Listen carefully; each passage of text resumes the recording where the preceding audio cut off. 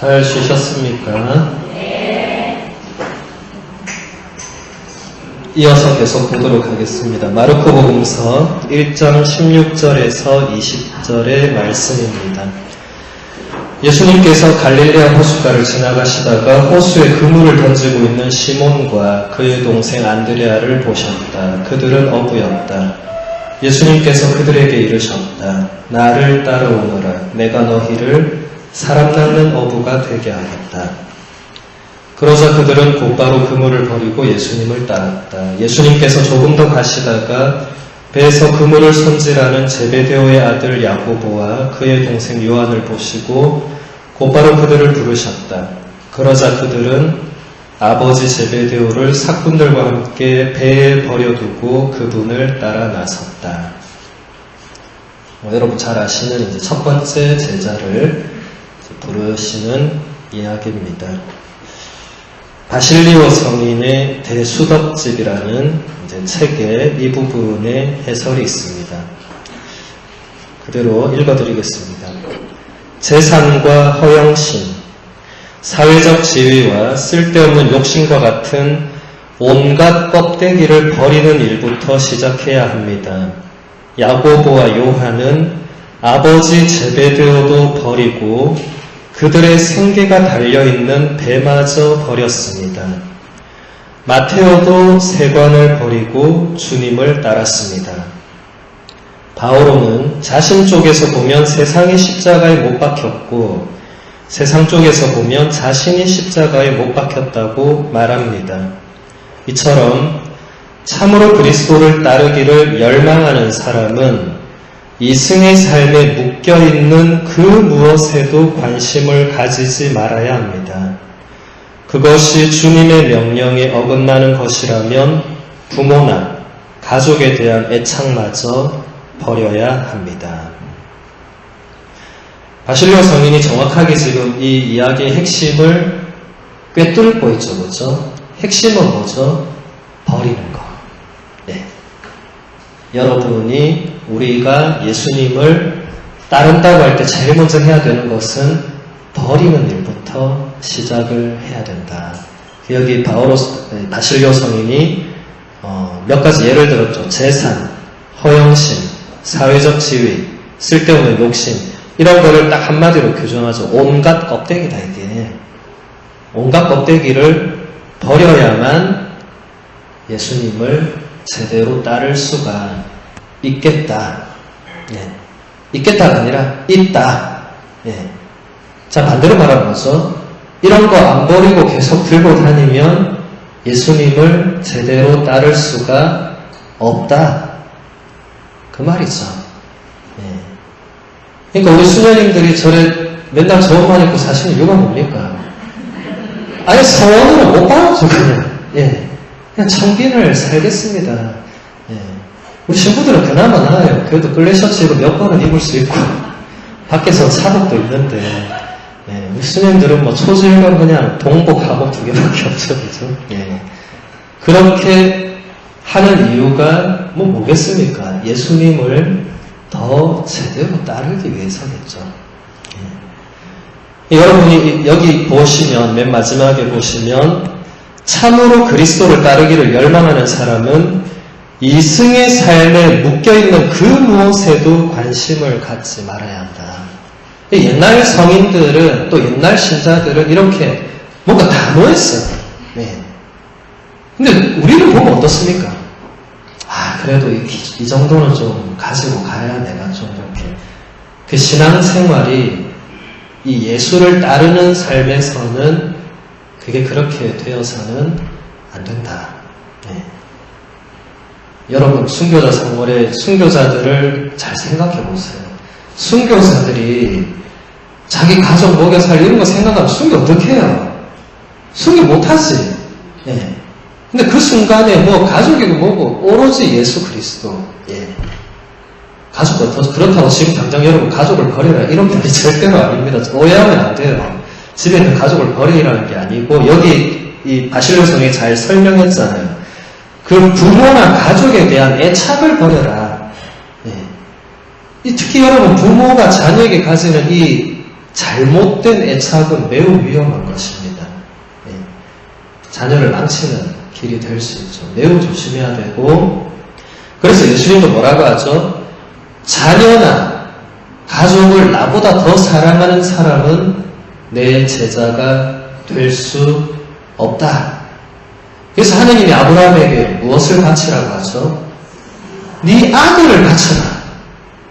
딴 거 다 필요 없고 네가 사랑하는 그 아들을 바쳐라. 아브라함께서 기가 찰 일 아니에요. 당신이 줘놓고 돈 바치라. 이렇게 될 수 있잖아요. 근데 당신이 줬기 때문에 바쳐라고 할 수 있죠.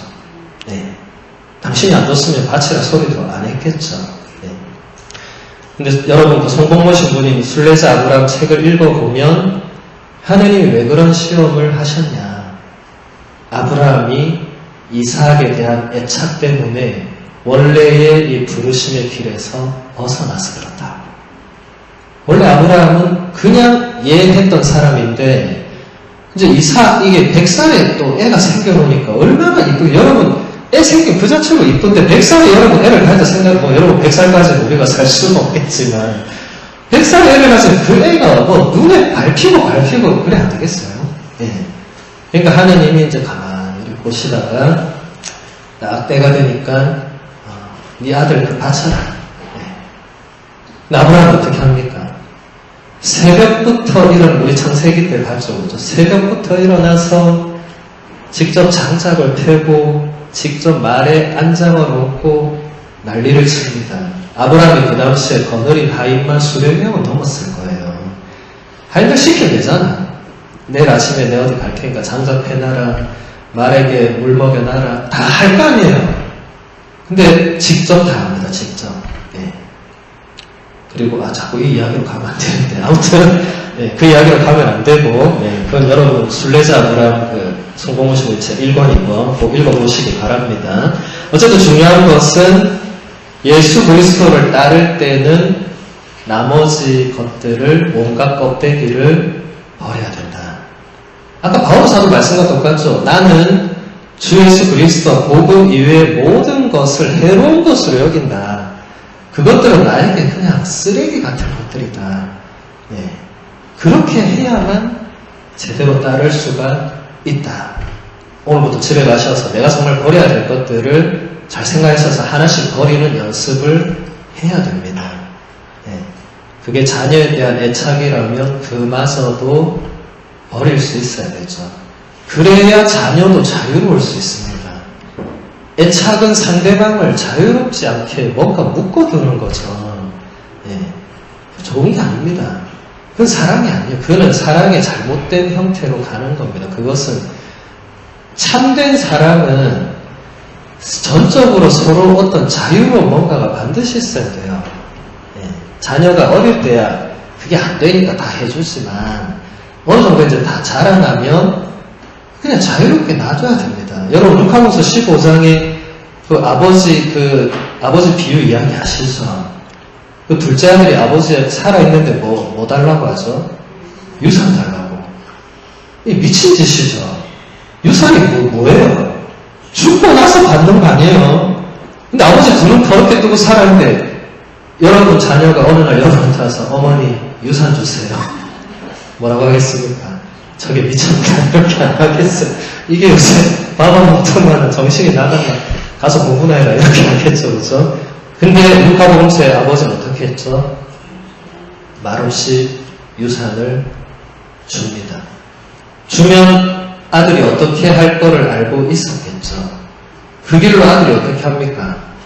집을 나갑니다. 근데 아버지가 알고 있었겠죠. 근데 여기서 아버지 뭐라고 해요? 아무 말도 하지 않습니다. 그게 자녀에게 전적인 자유를 주는 부모님, 여러분 그 루카복음 15장은 여러분이 부모님으로서의 그 아버지의 그거를 묵상을 많이 해야 됩니다. 네. 그리고 아버지는 그 뒤부터 뭐 했어요? 매일 기도하면서 아들을 기다립니다. 그게 부모의 역할입니다. 네. 영원히 안 돌아올 수도 있는 아들입니다. 그런데도 그냥 매일 기도하고 기다리는 거죠. 그리고 아들이 이제 뭐 무슨 생활했는지 알 필요 없지만 온갖 그냥 그 돈을 다 썼으면 온갖 방탕한 생활을 했겠죠. 매일 나이트 가서 술 먹고 했겠죠. 그렇죠? 네. 돈 다 쓰니까 아들이 정신이 번쩍 들었죠. 아이고 이제 돌아가야 되겠다. 돌아가야겠다 생각한 것도 아버지가 그렇게 보냈기 때문에 돌아갈 생각을 하는 거지. 나올 때 두드려 먹고 나서 들어가겠어요? 들어가면 더 두드려 맞을 건데. 못 들어가겠죠. 그런데 아들이 무슨 생각하죠? 이제는 아버지 집에 돌아가야 되겠다. 그런데 내가 아들이라고 이제 더 이상 불릴 자격은 없으니까 푼돈으로 써달라고 해야겠다 하면서 이제 돌아가죠. 그리고 그 뒤에 이야기는 뭐 여러분 다 아는 이야기니까 그게 이 시대의 부모님들이 해야 될 일입니다. 나가는데 어디 나가냐, 들어오는데 왜 지금 들어오냐, 미칩니다. 자녀들이 왜 엄마 휴대폰에 엄마를 안 써놓고 마녀를 해서 그렇게 해서 다 이유가 있는 거예요. 본인이 생각할 때는 그 마녀지 그게 뭐 없는 그게. 예. 그런 애들 많습니다. 그렇다고 여러분 자녀 휴대폰 몰래 보고 이러지 마시고. 예. 이게 참 어려운 일입니다. 하느님이 아브라함에게 왜 이삭을 바쳐야 했을까? 잘 생각해 보셔야 됩니다. 그리고 하느님이 오늘 밤에 나한테 사랑하는 네 딸을 바쳐라 이러면 난 어떻게 해야 될까? 한번 생각해 봐야겠죠. 네. 그런 게 여러분이 지금 자녀에게 제대로 사랑을 주고 있는가 아닌가를 보는 기준이 될 수가 있습니다. 버리는 것, 이것은 이제 하루 만에 할 일이 아니고 죽을 때까지 해야 되겠죠. 죽을 때까지. 하느님 앞에 설 때까지 계속 뭔가를 껍데기를 버려야 되겠죠. 그렇죠? 죽을 때까지 우리가 해야 될 일입니다. 그 다음 마르코복음서 3장 31절에서 35절의 말씀입니다. 그때에 예수님의 어머니와 형제들이 왔다. 그들은 밖에 서서 사람을 보내어 예수님을 불렀다. 그분 둘레에는 군중이 앉아 있었는데 사람들이 예수님께 보십시오. 스승님의 어머님과 형제들과 누이들이 밖에서 스승님을 찾고 계십니다. 하고 말하였다. 그러자 예수님께서 그들에게 누가 내 어머니고 내 형제들이냐 하고 반문하셨다. 그리고 당신 주위에 앉은 사람들을 둘러보시며 이르셨다. 이들이 내 어머니고 내 형제들이다. 하느님의 뜻을 실행하는 사람이 바로 내 형제요 누이요 어머니다. 아우구스티노 성인이 거룩한 동정이라는 책에서 이 부분을 다음과 같이 해설을 하고 있습니다. 이는 우리의 육적인 가족보다 영적인 가족을 앞세워야 한다고 가르치시는 것 아니겠습니까? 사람이 행복한 것은 의롭고 거룩한 사람들과 육적 가족 관계로 연결되어 있기 때문이 아니라 그들의 가르침과 행실을 순명하는 마음으로 본받으며 익혀나가기 때문이라는 말씀이 아니겠습니까? 그것은 마리아가 그리스도의 육신을 잉태했다는 사실보다 그리스도에 대한 믿음을 받아들였다는 점에서 더욱 복된 것과도 같습니다. 선생님을 배웠던 못하는 행복합니다라고 외치던 이에게 주님께서는 이렇게 대답하셨습니다. 하느님의 말씀을 듣고 지키는 이들이 오히려 행복하다. 예수님의 형제들, 곧 혈육들은 그분을 믿지 않았습니다. 그 혈연 관계가 무슨 득이 되었습니까? 마리아가 그리스도를 육신으로 잉태하였을 때보다 더 행복하게 그리스도를 마음으로 모시지 않았더라면 어머니라는 친족 관계조차 마리아에게 아무런 유익도 되지 못했을 것입니다. 아주 명쾌한 해설이죠, 그죠? 아우구스티노 성인은 수많은 교부들 중에 가장 위대한 교부입니다. 일단 쓴 책이 제일 많아요. 아우구스티노 성인의 도서관에 책이 1000권 가까이 있었다고 그러죠. 다 전해지진 않지만 제가 교부 학자지만 죽을 때까지 다 못 읽을 책들입니다.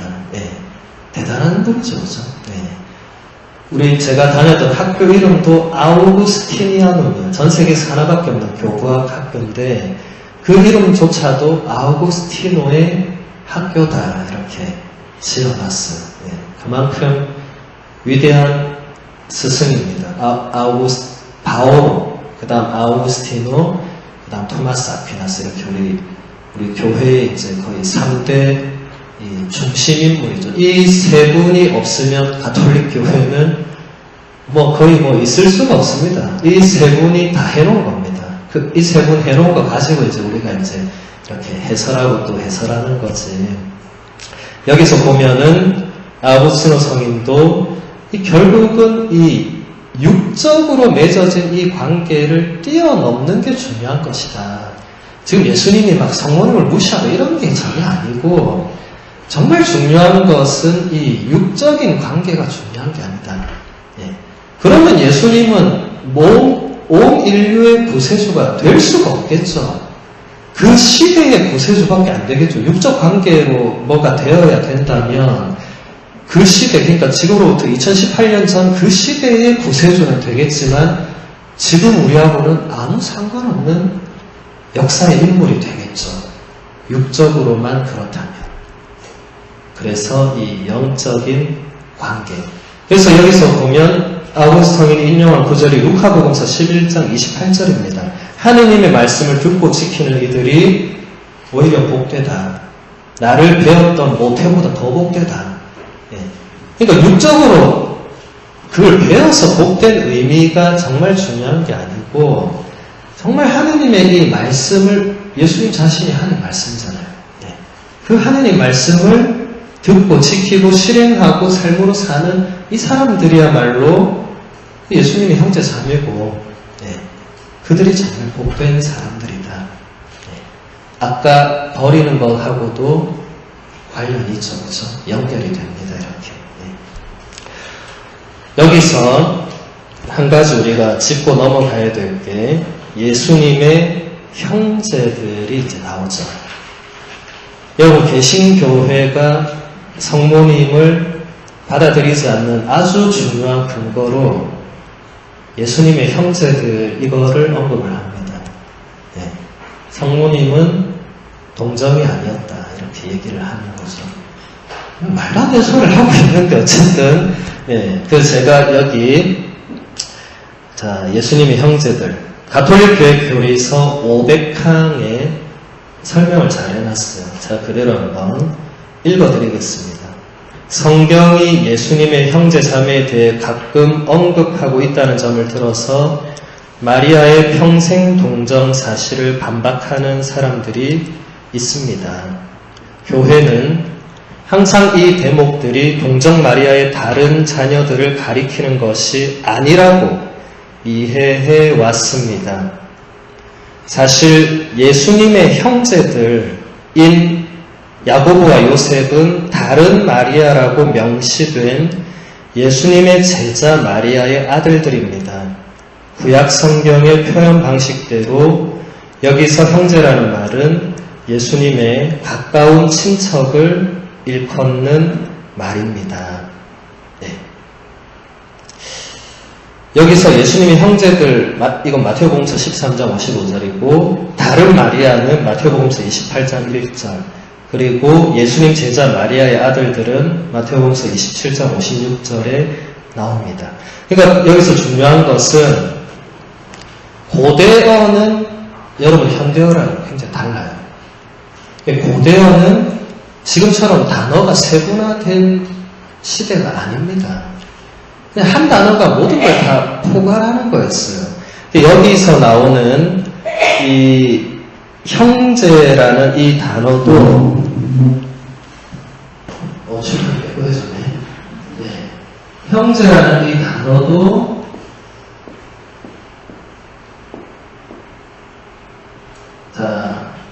이거 크게 썼네. 여러분, 이게 무슨 글자 같아요? 이건 히브리어입니다. 히브리어는 왼쪽에서 오른쪽으로 가는 게 아니라 오른쪽에서 왼쪽으로 갑니다. 그러니까 이게 우리 걸로 하면 이렇게 되겠죠, 그렇죠?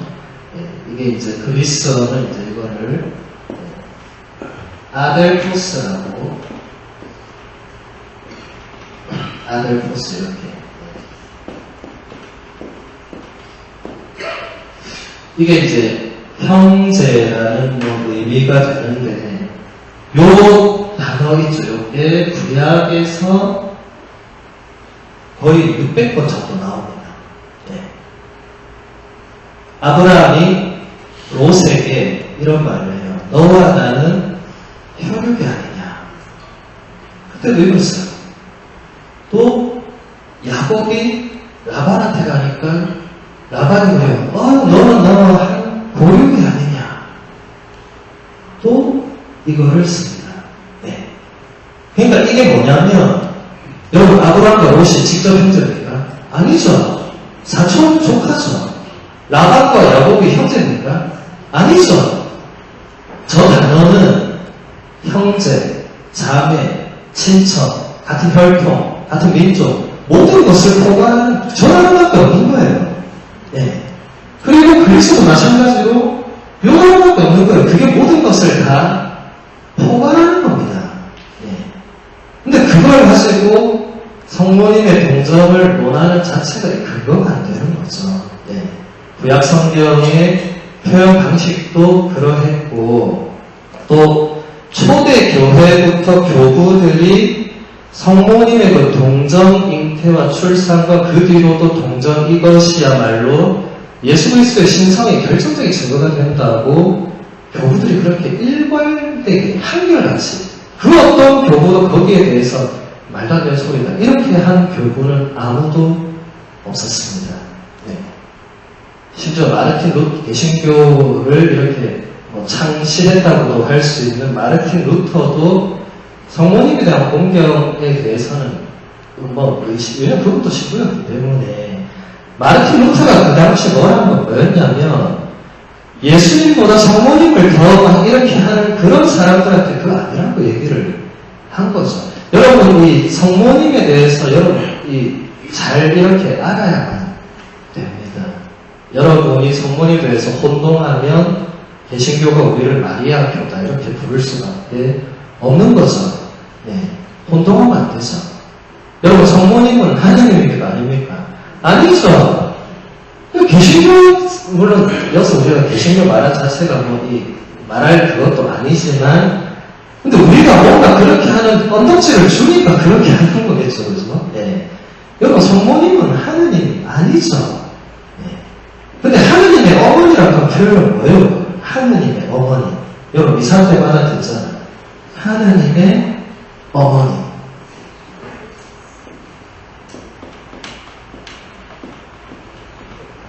라틴어로 마테르 데이라고 하죠. 하느님의 어머니. 그리스어로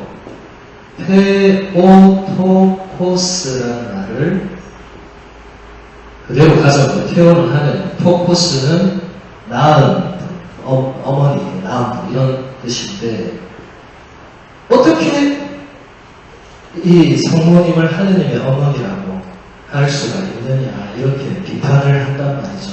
무식한 사람들이 난 무식하다 이 표현을 하는 거예요.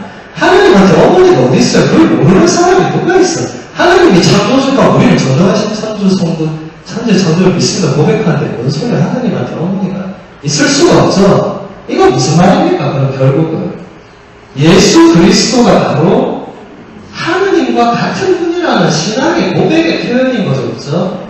이걸 제대로 못 알아듣고 무슨 하느님 오늘 말도 우리 보고 일하느라고 무식한 사람들입니다. 무식한 이 상대할 가치가 없는 그런 표현들입니다. 네. 어쨌든 여러분들이 이 성모님에 대해서 여기 아우스도 잘 설명을 했잖아요. 마지막에 보면 성모님이 그리스도를 육신으로 잉태했을 때보다 더 행복하게 그리스도를 마음으로 모시지 않았더라면 어머니라는 그 친족 관계조차도 성모님께는 아무런 유익이 되지 못했을 것이다. 네.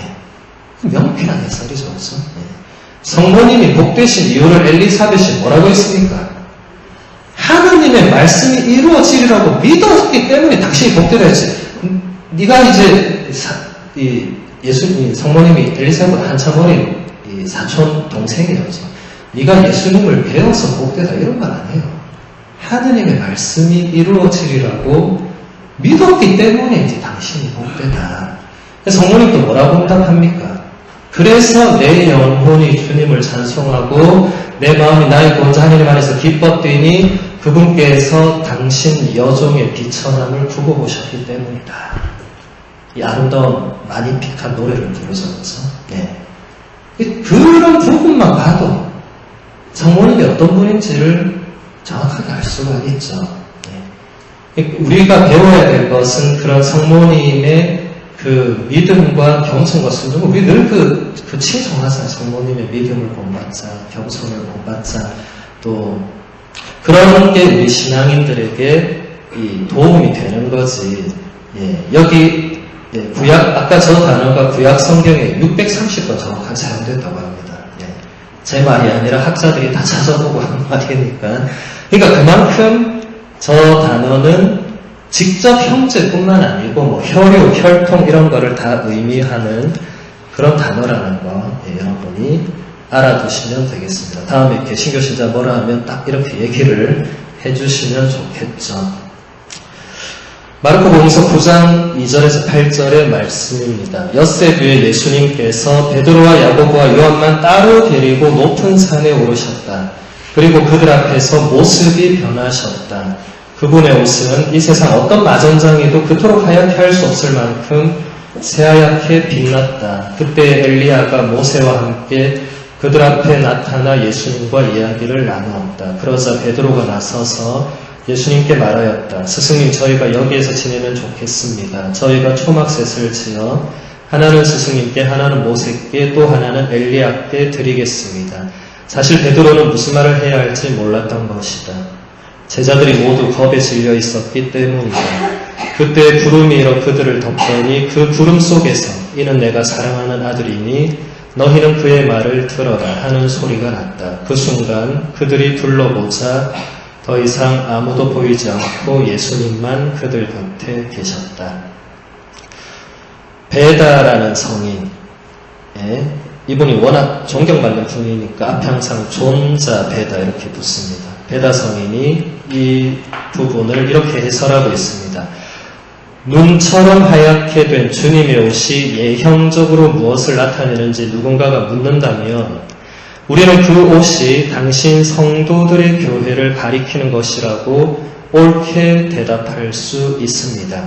성도들은 부활 때 모든 죄의 얼룩과 죽음의 어둠에서 깨끗해질 것입니다. 마르코 복음사가는 주님의 옷에 관하여 이렇게 말합니다. 그분의 옷은 이 세상 어떤 마전장에도 그토록 하얗게 할 수 없을 만큼 새하얗게 빛났다.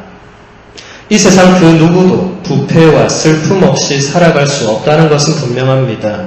비록 이단자들은 이에 동의하지 않을지라도 지혜로운 사람이라면 이 세상에서는 아무도 죄의 얼룩 없이 살아갈 수 없다는 것을 알고 있습니다. 그러나 어떤 마전장이도 곧 이 세상에서 어떤 영혼의 박사나 육신에 빼어난 정화자도 할 수 없는 것들을 주님께서는 하늘에서 이루어 주실 것입니다. 그분은 당신의 오신 교회를 육과 영의 모든 더러움에서 깨끗하게 해주시고 더 나아가 영원한 축복과 육과 영의 빛으로 새롭게 하실 것입니다. 지금 베다 성인이 한 해설이 교부들이 전형적으로 성경을 풀이할 때 사용했던 예형론이라는 것입니다. 전반기에 이거 제가 설명 많이 했는데 지금 기억 하나도 안 나시죠? 우리는 모두 다 망가경청을 받았기 때문에 듣고 일어나서 딱 문 밖을 나갈 때 다 잊어버리는 특별한 연청. 사실 망각은 좋은 것도 있습니다. 너무 중요한 것만 안 잊어버리면 자꾸 그걸 잊어버려서 좀 문제지만, 예형론은 이제 이 그리스어의 트리포스라는 단어가 있어요. 라틴어도 그대로 티푸스, 이게 영어로는 이렇게 되죠. 이제 티포스라는 단어는 뭐 뜻이 정말 많습니다. 뭐 예형, 원형, 본형, 뭐 형상, 뭐 셀 수 없이 많은데, 이제 이 예형론이라는 이게 뭐냐면 결국 구약의 모든 것이 신약에서 드러난다. 네. 아우구스티노 성인의 유명한 격언이 있죠. 구약은 신약 안에 감추어져 있고, 네. 알지? 신약이 구약 안에 감추어져 있고, 구약은 신약 안에서 드러난다. 네. 저도 순간 헷갈리네요. 네. 그러니까 신약은 구약 안에 감추어져 있고, 맞죠? 그 다음에 구약은 신약 안에서 드러난다. 이게 교부들이 성경을 해설할 때 사용한 전형적인 방법입니다. 이게 이제 예형론이라고 하고, 이것은 교부들뿐만이 아니라 이미 사도 바오로도 썼던 거예요. 여러분, 사도 바오로의 편지들을 읽어보면 구약의 사건들을 언급하면서 그게 바로 신약의 이거 아니냐 이렇게 얘기해요. 예를 들어서 자, 홍해 바다를 이스라엘이 건넜다. 네, 모두 물속에 잠기지 않았느냐. 그게 바로 세례 아니냐. 네. 또 거기서 보면 이 광야에서 바위에서 물이 나서 물을 마셨는데 그 영적 바위가 바로 예수 그리스도다. 이렇게 바오 사도도 여러분 로마서를 읽어보세요. 그대로 나와요. 네.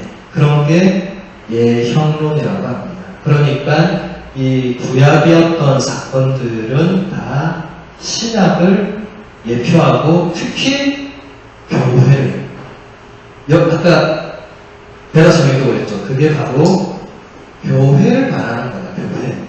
뭐를 교회라고 했더라? 여기 보시면 당신의 오신 교회.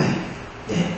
그러니까 이 새하얗게 때 빛난 그것이 바로 이 교회, 천상 이 신도들을 이제 의미를 하는 건데, 물론 지상 교회는 우리가 죄인들도 함께 있고 어쩔 수 없이 이제 함께 가야 되는 교회인데, 마지막에는 정말 이 세상 어떤 만전장에도 새하얗게 할 수 있을 만큼 주님께서 우리의 그 죄와 얼룩을 깨끗하게 해주실 것이다.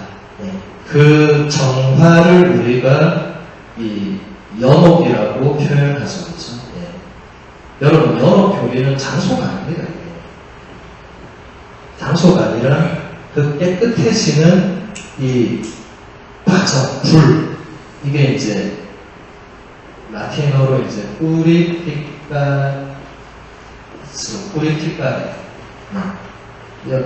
여기서 이제 뿌로가 이제 이 순결하다, 깨끗하다 이런 거거든요. 우리가 이제 하나님 앞에 서려면 이 죄와 얼룩을 가지고 하나님 앞에 설 수가 없잖아요. 그렇죠? 당연히 정화의 과정을 거쳐야 되겠죠. 그렇게 해서 정말 그 새하얀 옷처럼 아무 티도 얼룩도 없는 그 상태로 이제 우리는 하나님과 이제 영원한 그것을 토마스 아퀴나스가 이제 지복직관이다 이런 표현을 써서 가장 복되고 가장 이 최상의 존재를 그대로 보는 그 최고의 상태. 그걸 이제 우리가 천국이다 그렇게 표현을 하는데, 어쨌든 그것을 이제 베다 성인이 이렇게 표현을 한 거죠. 교회. 그 다음 마르코 복음서 9장 33절에서 35절입니다. 그들은 카파르나움에 이르렀다. 예수님께서는 집안에 계실 때 제자들에게 너희는 길에서 무슨 일로 논쟁하였느냐 하고 물으셨다. 그러나 그들은 입을 열지 않았다. 누가 가장 큰 사람이냐 하는 문제로 길에서 논쟁하였기 때문이다. 예수님께서는 자리에 앉으셔서 12제자를 불러 말씀하셨다. 누구든지 첫째가 되려면 모든 이의 꼴찌가 되고 모든 이의 종이 되어야 한다. 니사의 그레고리오 성인이라고 있습니다. 아까는 나지 안조의 그레고리오. 또 그레고리오라는 이름이 여러 분이 있어요. 이 니사의 그레고리오라는 성인이 그리스도인의 생활 방식이라는 책에서 이렇게 해설을 합니다. 여러분은 허영심을 모르는 사람이 되십시오. 오히려 단순함과 조화로움과 정직함으로 공동체를 아우르십시오. 여러분 각자는 자신과 더불어 살아가는 형제들 뿐만 아니라 모든 사람보다 더 낮은 존재라는 사실을 잊지 마십시오.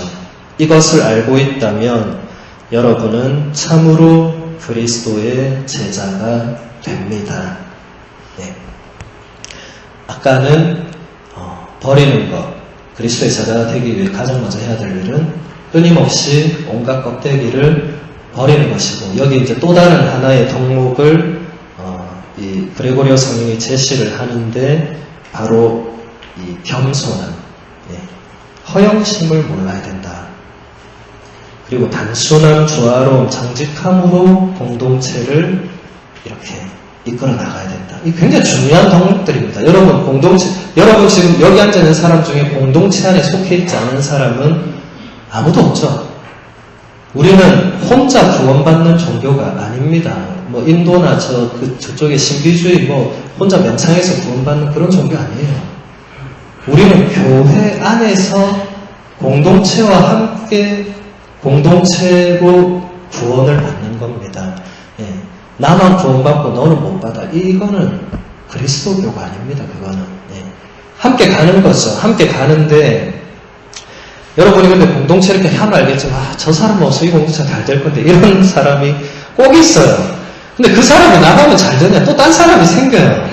그러니까 본인은 또 안 그러냐? 본인도 가끔씩 그래요. 본인이 모를 뿐이지. 딴 사람이 나한테 저 사람 없으면 우리 공동체 정말 잘 될 거야. 이러고 있는데 나는 저 사람 없으면 이렇게 되는 경우가 많겠죠.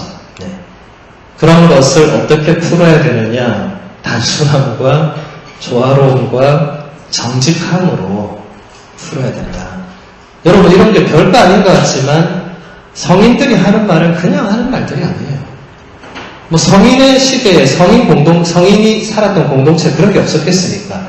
여러분 바오로 사도의 코린토 편지 보세요. 적나라하게 써놨어요. 코린토 그 교회가 그때 이미 분열돼가지고 누구는 아폴로 파다, 누구는 베드로 파다, 누구는 바오로 파다 막 이러고 있었어요.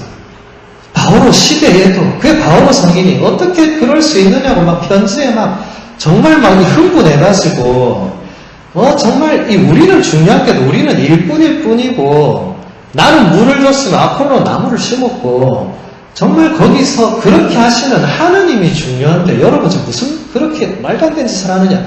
그때도 그랬어요. 그럼 그레고리오 성인 시대에 똑같았겠죠. 그러니까 성인이 제시하는 거예요. 공동체가 그럴 때는 단순함, 조화로움, 정직함을 추구해야 된다. 그걸로 가야 된다. 안 그러면 또 분열되겠죠. 이 공동체가 분열되는 것이 이게 악이 하는 겁니다. 제가 지난번에도 설명을 했죠. 우리가 악마, 사탄이라고 번역하는 단어는 디아볼로스.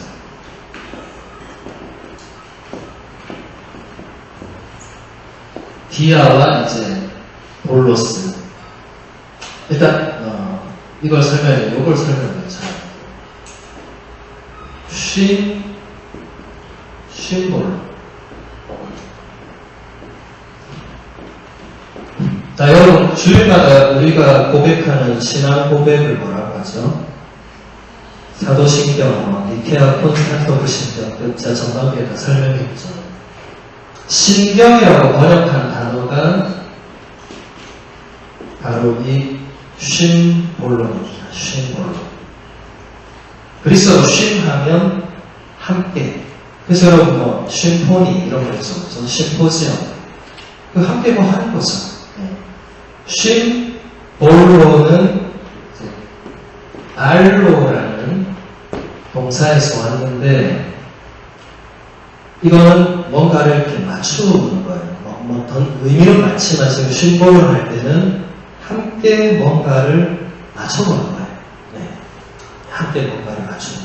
그래서 그게 맞는 그러니까 결국 그게 좀 이제 우리가 공통의 신앙을 고백하는 그런 의미가 되겠죠. 이 신앙 고백을 하지 않는 사람은 이단이 되는 거죠. 지금 그걸 제가 다시 설명할 수는 없고 지금 디아볼로스 때문에. 그러니까 쉼볼로는 함께 맞추는 거예요. 하나가 되는 거죠. 같은 이 볼로 같은 겁니다. 근데 전치사가 쉼에서 디아로 바뀌었을 뿐인데 하나는 사탄이 되고 하나는 신앙 고백이 되는 거예요. 디아볼로스 할 때는 디아는 이게 서로 업하고 가는 거예요. 요래 함께 맞추는 게 아니고 나는 여기로 하고 너는 이렇게 하는 거예요. 엇갈리는 거. 이걸 다른 말로 하면 뭐가 되겠습니까? 그게 분별이죠.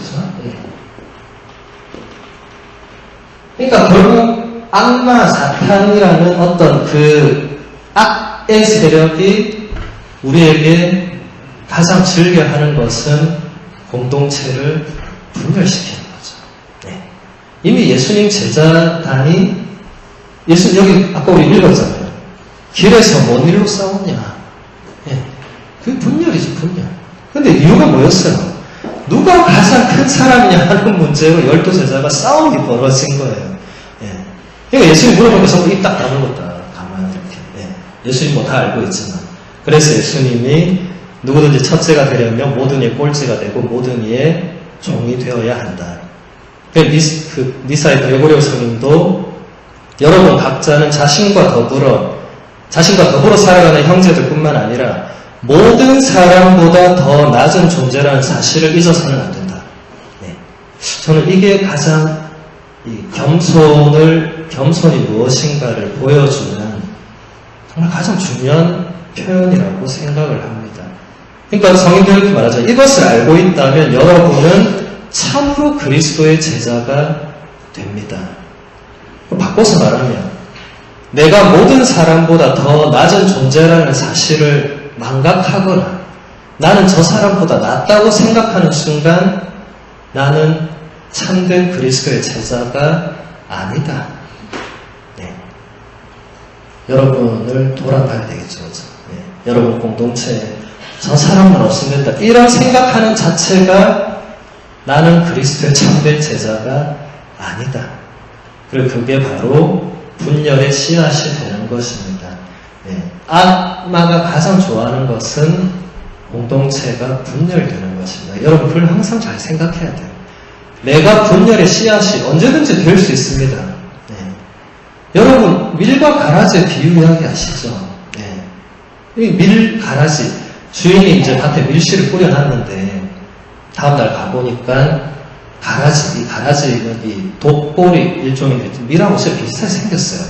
그러니까 여러분 그냥 이제 풀법으로 가 잔디를 보면 잔디 옆에 잔디 기스면 뭐 잡초 있잖아요. 예. 근데 뽑다 보면은 잘못하면 안 뽑아야 되는 것도 뽑잖아. 실제로 그렇잖아요. 비슷하니까. 근데 예수님 그대로 비유를 합니다. 그래서 종들이 물어요.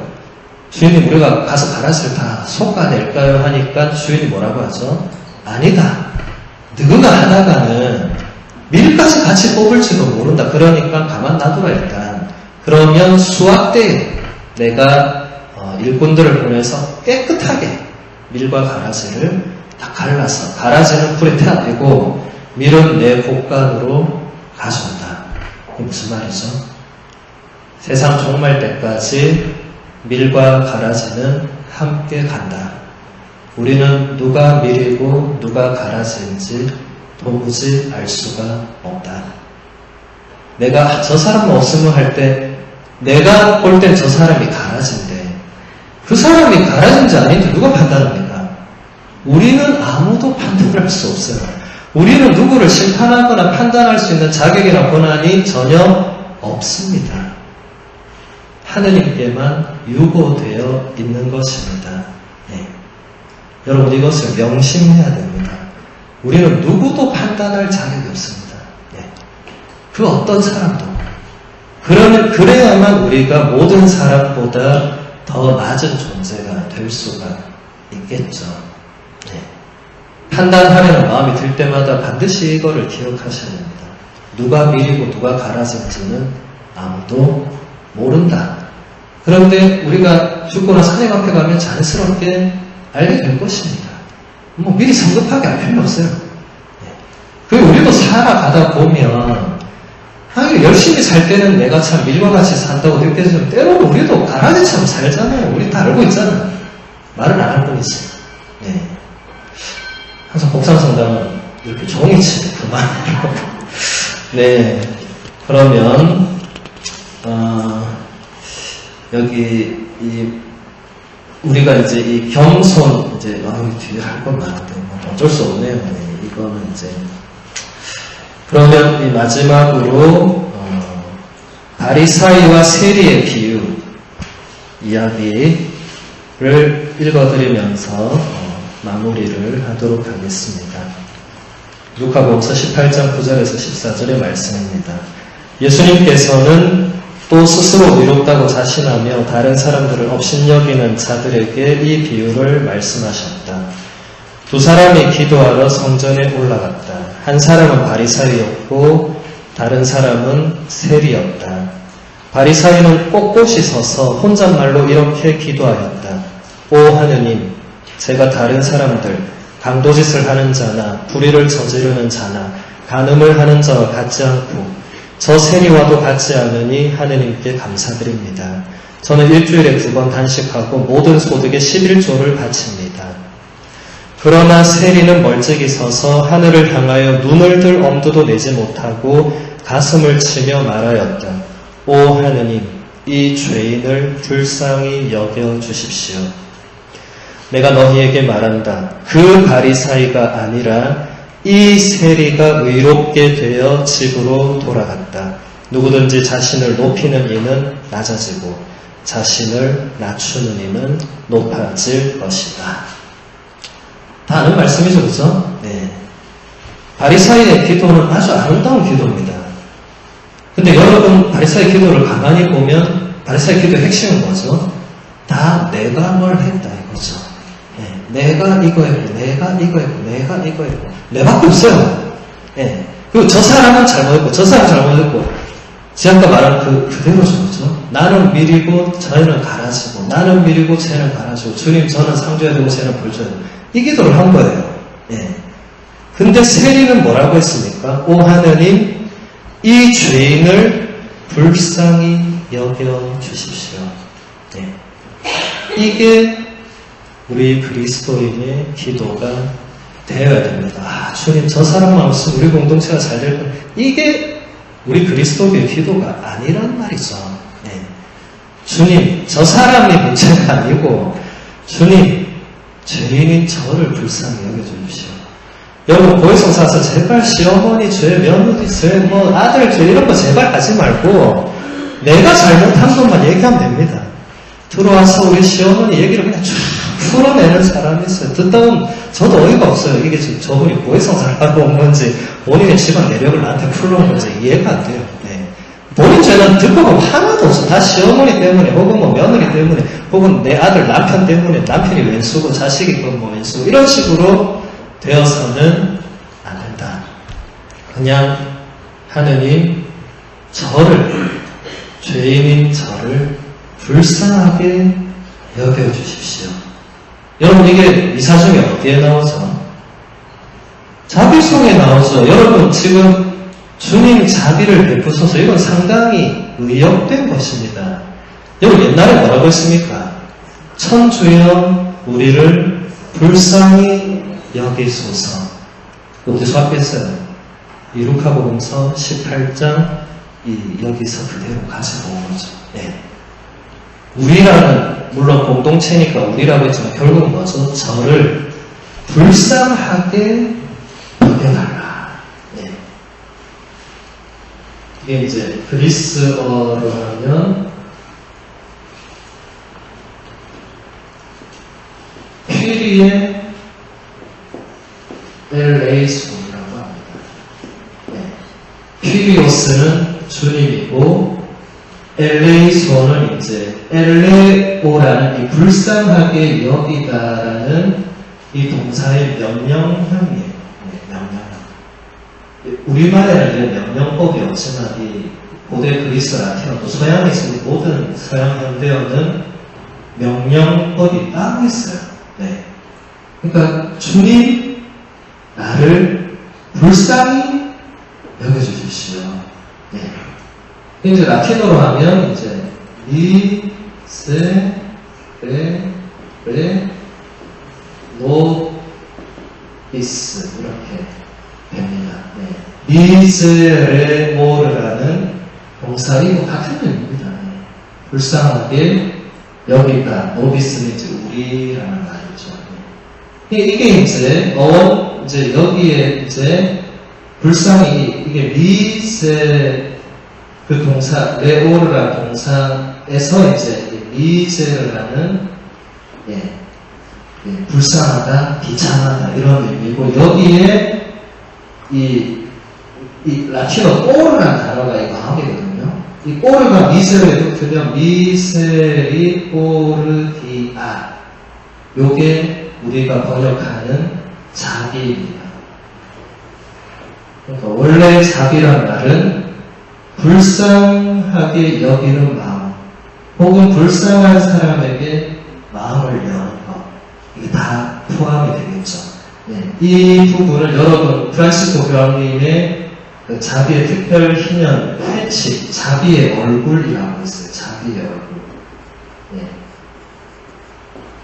이 책을 읽어보시면 교황님이 매우 설명을 잘 해놨어요. 프란시스코 교황님은 자비를 가장 중요하게 이제 시작부터 계속 자비를 강조해 오셨죠. 그렇죠?